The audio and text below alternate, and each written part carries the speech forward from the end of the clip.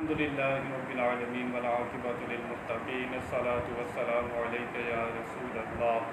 میرے محترم سامعین و ناظرین، السلام علیکم ورحمۃ اللہ وبرکاتہ۔ مسلسل درس قرآن آپ سماعت فرما رہے ہیں۔ گزشتہ آیت میں ذکر سنا، اللہ تعالیٰ نے انبیاء کرام کا ذکر کیا، ان کے امتوں کا ذکر کیا کہ جہاد کوئی نئی چیز نہیں ہے، پہلے بھی انبیاء کرام جہاد کرتے رہے ہیں، ان کے ساتھ جو ان کے ماننے والے پیروکار ہوا کرتے تھے وہ بھی جہاد کیا کرتے تھے۔ نبی کریم صلی اللہ علیہ وسلم کے صحابہ کرام رضی اللہ تعالی عنہم غزوہ احد میں جب صحابہ کرام نے تھوڑی سی کمزوری دکھائی، اس کے بعد اللہ تعالیٰ نے پچھلی امتوں کے حالات بیان کیے کہ وہ لوگ اتنی ثابت قدمی دکھاتے تھے، اللہ کے راستے میں تکلیفیں برداشت کرتے تھے، تو تم تو افضل امت ہو، تمہارے نبی کریم صلی اللہ علیہ وسلم تمام نبیوں کے سردار ہیں، تم تمام امتوں کے سردار ہو، تو تمہارا کردار تو ان سے بھی اعلیٰ ہونا چاہیے۔ چنانچہ اللہ تعالیٰ نے ان کی دعا کا بھی ذکر کیا۔ ہاتھ میں ان کے تلوار ہوا کرتی تھی اور زبان پر ان کے دعا ہوا کرتی تھی۔ چنانچہ اللہ تعالیٰ قرآن پاک میں ارشاد فرماتا ہے، وَمَا كَانَ قَوْلَهُمْ إِلَّا أَن قَالُوا رَبَّنَا اغْفِرْ لَنَا ذُنُوبَنَا وَإِسْرَافَنَا فِي أَمْرِنَا وَثَبِّتْ أَقْدَامَنَا وَانصُرْنَا عَلَى الْقَوْمِ الْكَافِرِينَ۔ وہ لوگ عرض کیا کرتے تھے، یا اللہ، اے ہمارے رب، اے ہمارے پالنے والے، ہمیں پالنے والے، بخش دے ہمارے گناہوں کو اور ہماری زیادتیوں کو جو ہمارے کاموں میں ہم سے ہوتی ہیں۔ سب سے پہلے وہ لوگ اپنے گناہوں کی معافی مانگا کرتے تھے، حالانکہ جہاد کیا کرتے تھے، بہترین عبادت جہاد کرنا، اس کے باوجود وہ اپنے آپ کو گناہ گار سمجھتے تھے۔ یہاں سے پتہ لگا انسان کبھی بھی دعا مانگے سب سے پہلے اسے اللہ تعالیٰ کی تعریف کرنی چاہیے، کہ نبی کریم صلی اللہ علیہ وسلم پر درود و سلام پڑھنا چاہیے، اس کے بعد اپنے گناہوں کی معافی مانگنی چاہیے، اس کے بعد جو اللہ تعالیٰ سے دعا کرنی چاہیے وہ کرے۔ چنانچہ یہ طریقہ ہمیں قرآن سے پتہ چل رہا ہے۔ اللہ تعالیٰ نے ان کی اس دعا کو قرآن پاک میں ذکر فرمایا۔ وہ لوگ اپنے گناہوں کی معافی مانگا کرتے تھے اور کہا کرتے تھے، وَثَبِّتْ أَقْدَامَنَا، یا اللہ ہمارے قدموں کو ثابت قدمی عطا فرما۔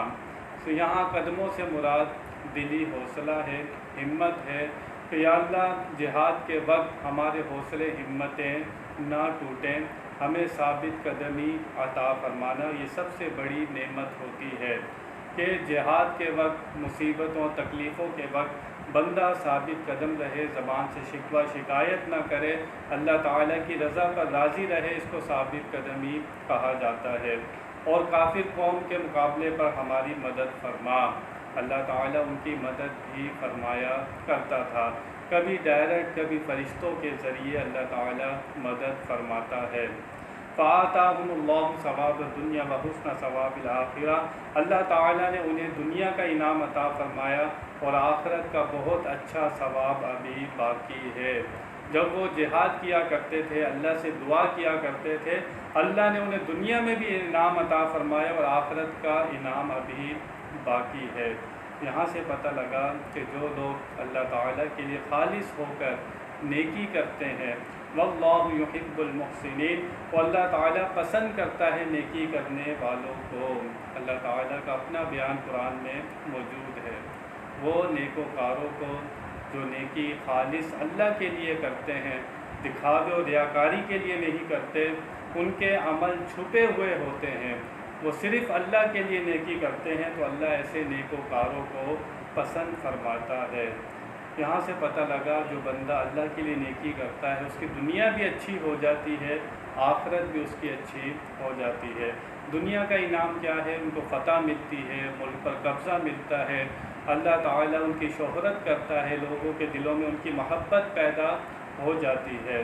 اور آخرت میں جو ان کو نیکی ملے گی، قبر میں آرام ملے گا، پل صراط پر آرام ہوگا، آخرت کی تمام تکلیفوں سے اللہ تعالیٰ ان کو بچائے گا۔